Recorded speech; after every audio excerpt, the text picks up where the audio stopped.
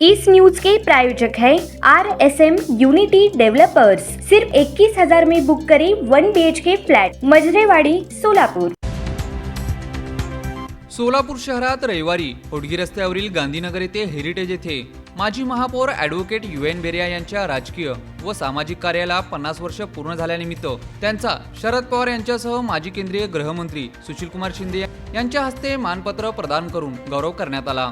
यावेळी या कार्यक्रमाप्रसंगी खासदार धैर्यशील मोहिते पाटील, प्रणिती शिंदे, आमदार नारायण पाटील, राजू खरे, अभिजित पाटील, राष्ट्रवादी शरद पवार गटाचे जिल्हाध्यक्ष वसंतदाना देशमुख, काँग्रेसचे शहराध्यक्ष चेतन नरोटे, राष्ट्रवादीचे माजी शहराध्यक्ष भारत जाधव यांच्यासह आदी उपस्थित होते। यावेळी शरद पवार यांनी सांगितले की कामगारांनी कष्टकऱ्यांचे शहर म्हणून सोलापूरची ओळख आहे।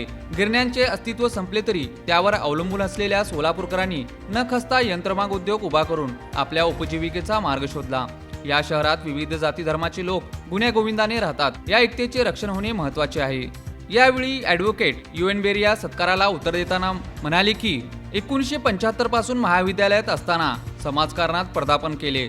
संघर्ष, संकटे, अडथळे याला तोंड देत आजचा प्रवास पूर्ण केला। प्रभागातील नागरिकांनी दिलेल्या पाठिंब्यामुळेच 5 वेळा निवडून येण्याचा तर 2 वेळा स्वीकृत म्हणून सन्मान मिळाला, असेही यावेळी बेरिया म्हणाले। माझ्याबरोबर काम केलेले अनेक जण आमदार झाले, पण मी खालच्या सभागृहात राहूनच जनतेची सेवा केली, याचा मला अभिमान आहे।